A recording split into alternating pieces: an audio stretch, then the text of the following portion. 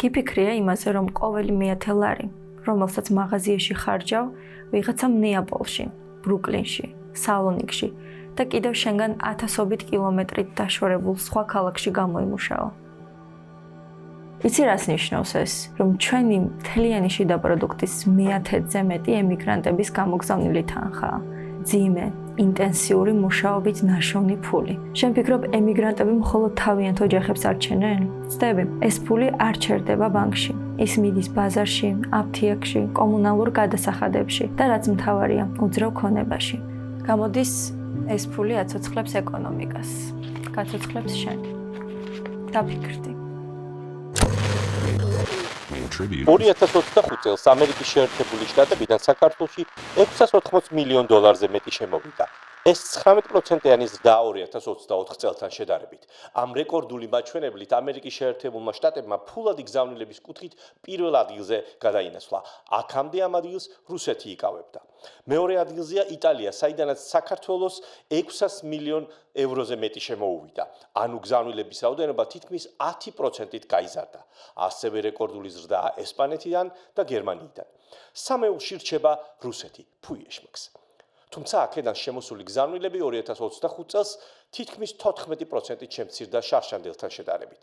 ჯამში ეროვნული ბანკის მონაცემებით 2025 წელს საქართველოში $3.6 მილიარდი ფულადი გზავნილი შემოვიდა, რაც მთლიანი შიდა პროდუქტის თითქმის 12%-ია. საქართველოს მთლიანი შიდა პროდუქტის 12% იცით რა მხელა რიცხვია? დაახლოებით რომ წარმოიდგინოთ, მთელი წლის განმავლობაში საქართველოში რაც კი რამე ფული დატრიალდა, თუნდაც წარმოებაში ან მომსახურების სფეროში, ამ თანხის 1/10-ზე მეტი გადმოირიცხა საზღვარგარეთიდან.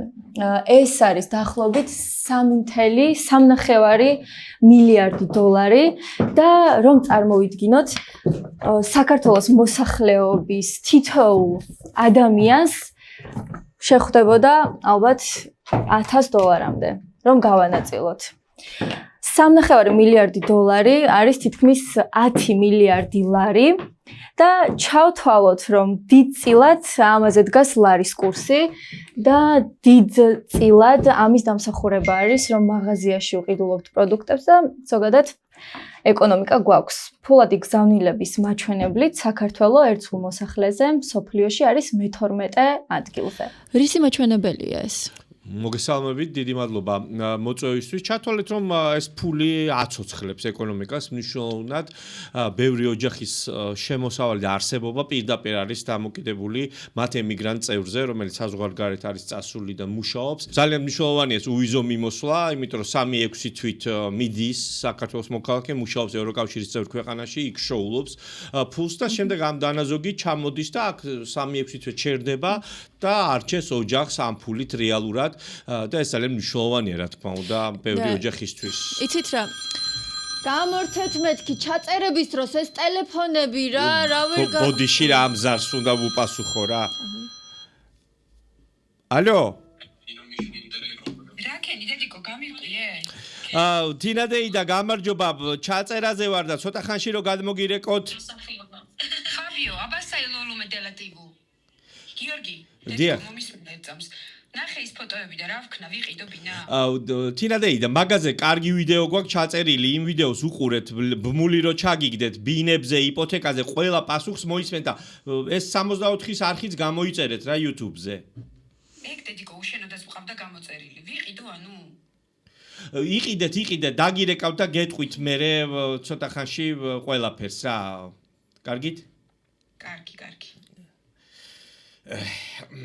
ბოდიში რა ემიგრანტია და სხვათა შორის ბინის ყიდვა უნდა და მეც რაც შემიძლია ვეხმარები.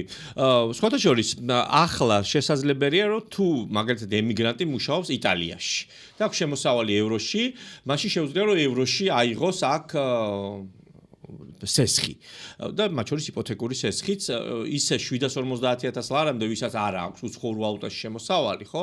მათთვის არ შეიძლება, მაგრამ რადგან ემიგრანტს ამერიკაში თუ ცხოვრობს და დოლარში აქვს შემოსავალი, შეუძლია რომ დოლარში აიღოს, თუ ევროში შეუძლია რომ სესხი გააკეთოს. ეგ არ ვიცოდი. ხო, იცი რა, ზოგადად ემიგრანტების წილი ეკონომიკაშიც იმხელა და მათი რაოდენობაც ისე გაიზარდა და მათი შემოსავალი ძირითადად სტაბილური რომ გახდა, ბანკებმა მათ შესთავაზეს ხოთაშორის ძალიან ისეთი პირობები რა. შეუძლიათ რომ იქიდან გახსნა ანგარიში და ამისთვის რაღაც აქ ჩამოსვლა ან ვინმეზე მინდობილობის გაფორმება არ ჭირდებათ რაღაცა self-ის გადაღებით და ან ვიდეოზარით შეუძლიათ რომ საბანკო ანგარიში გახსნან, ბარათი მიაბან და ხოთაშორის ძალიან კარგია ასევე საკუთარ თავთან გზავნილი. მაგალითად, ის საკუთარ თავს უთითებს, როდესაც გზავნილის გასაგზავნად მიდის მაგალითად უცხოეთში, ესპანეთში პირობითად, საკუთარ თავს უგზავნის და შემდეგ ამას აჩვენებს როგორც შემოსავალს და ამაზე დაყრდნობითაც ამის საფუძველზე შეუძლია რომ აიღოს, თქვათ, სესხი ან გამოიყენოს და თავის პირად ანგარიშზე ჩაირიცხოს თანხა. ესე იგი გამოდის რომ შუამავლად ნათესავი აღარ გჭირდება, ხო? ხო, შუამავალი შეიძლება ამ შემთხვევაში არ გჭირდება, მაგრამ ამას ჩვენი მსმენელებისთვის და მაყურებლებისთვის ვიტყვი, რომ ძალიან საფრთხილოა მაინც, როდესაც ფულად გზავნილს გიგზავნიან, ან თქვენ აგზავნით, კოდი თქვათ უცხო პირს არ უნდა გაუგზავნოთ, ასევე როდესაც ვებგვერდზე შედიხართ, უნდა შეამოწმოთ რამდენად უსაფრთხოა და იქ HTTP-ის მერე S-ი, ანუ security თუ აქვს ნიშანი და ბოქლომი თუ ახატია, თქვათ ამ ვებგვერდს კონკრეტულს, იმიტომ რომ მაინც თანხასთან, როდესაც და ფულთან არის დაკავშირებული, ჯობია რომ სიფრთხილე გამოვიჩინოთ, რომ თქვათ იგივე ფიშინგის მსხვერპლი არ გავხდეთ ამ შემთხვევაში და ვინმე არ მოგვპაროს ეს თანხა ელემენტი. მაგრამ შეუძლებელია ამ ყველაფერს არ ქონდეს უკუ ეფექტი. ანა, რა გჭირს? გონი დეპრესიაში ვარ. კაი, რა დეპრესიაში, მოდი ადექი. რა დაგემართა? ემიგრაციაზე ვფიქრობდი და ემიგრანტებზე. რას ფიქრო? რას წარმოიდგინე ხო, რამდენი თანხა იგზავნება უცხოეთიდან. და თითქოს კარგი უნდა იყოს, მაგრამ ნახე მე თუ დედა მიგზავნის თვეში $300-400. რატომ ექნება мотиваცია იმის, რომ წავიდე და სადმე ვიმუშაო 800 ლარზე, როცა ისედაც უზრუნველად შემოსავალი მაქვს თან უფრო მეტი. წაგიკითხავ სცენარები იყო ჩახ შენ? კი, წავიკითხა, მან ისიც გეწერა, რომ ემიგრაციაში მყოფი ხალხი ძირითადად ხშირ შემთხვევაში ფულს აბანდებს უძრავ ქონებაში და ემიგრაციაში მყოფ ხალხს ძირითადად ევროში აქვთ ხო შემოსავალი. ლარი კიდე უფრო და უფრო უფასურდება. ანუ რა გამოდის, რომ ვინ საქართველოში ცხოვრობთ და ლარში გვაქვს შემოსავალი, ბინა ვერასოს ვერ უნდა ვიყიდოთ და თან თუ ემიგრანტიც არ უყავს. იცი რა, სადასეც არ არის, ძირითადი ნაწილი ემიგრანტების გადმორიცხული ფულის მიდის თქვა საჭმელში და საყოფაცხოვრებო საჭიროებებში, რაც ასევე ახალისებს უცხოეთიდან იმპორტს, ხო, მათი გამოგზავნილი ფულით აქ ოჯახები თავს ირჩენენ და ყიდულობენ იმპორტირებულ პროდუქციას.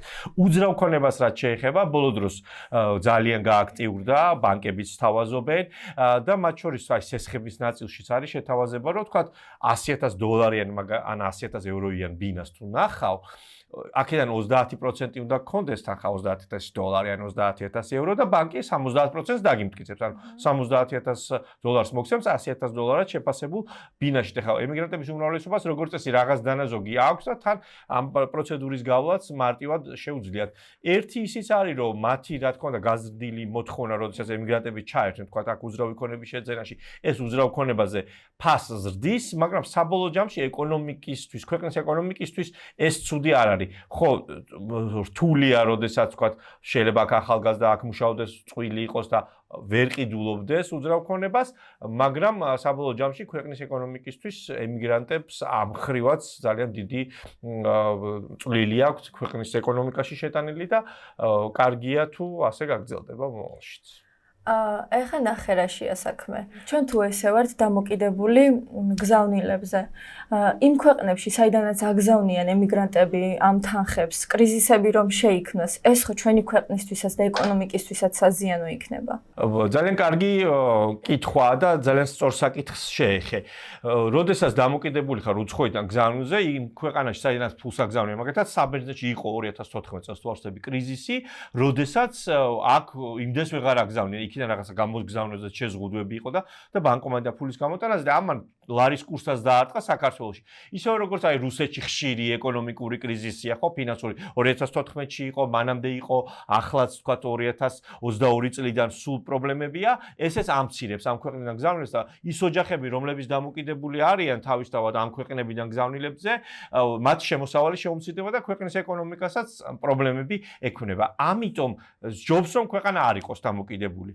არიან ქვეყნები, რომლებიც ძალიან არიან დამოკიდებული, მაგალითად გზავნილებს. აი ტაჯიკეთის ეკონომიკის ნახევარი მოდის უცხოეთიდან გადმორიცხვებზე, ყირგიზეთი, ლიბანი, აი მოლდოვას სადღაც ჩვენაირად არის. ეხლა ჩვენი ეკონომიკა დიდად არ არის 12%-ით, მაგრამ ეს დამოკიდებულება თუ გაიზარდა, ხო, ეს სერიოზულ რისკებს გამოიწვევს, რა თქმა უნდა, ჩვენი ეკონომიკისთვის, ამიტომ რაღაც კუთხით უნდა ვიფიქროთ იმაზე, რომ ასე არ ვიყოთ გზავნილებზე დამოკიდებული. და გამოსავალი რა არის? მოკლედ გითხრათ თუ გრძლად? მოკლედ. მოკლედ რო თქვა, გამოსავალი არის ეკონომიკის გაძლიერება, უფრო მეტი ეკონომიკური ზრდა, ადგილზე მეტი საქონლისა და მომსახურების შექმნა, იმპორტზე დამოკიდებული შემცირება და თავისთავად დამოკიდებულების შემცირება უცხოეთიდან გზავნილებზე. ეს უკვე ბევრია, წამო შორტში გადავიღოთ, წამო. ეს იყო მესამე სეზონის მეოთხე ეპიზოდი, რომელიც ჩვენ დავუთმეთ ემიგრანტების ფულადი გზავნილების თემას და მათ მნიშვნელობას საქართველოს ეკონომიკისთვის, იმისთვის რომ სხვა ვიდეოებსაც უყუროთ, მნიშვნელოვანია რომ გამოიწეროთ ჩვენი YouTube არხი, ჩვენ გვაქვს მოკლე ვიდეოებიც, რომლებსაც ვდებთ TikTok-ზე, Instagram-ზე, Facebook-ზე, მათ შორის YouTube-ის მოკლე ვიდეოებშიც და ის არხებიც გამოიწერეთ და უყურეთ მოკლედ 64-ს ყველა ქსელში. გახსოვდეთ რომ ჩვენი მხარდამჭერია TBC. მომავალ შეხვედრამდე.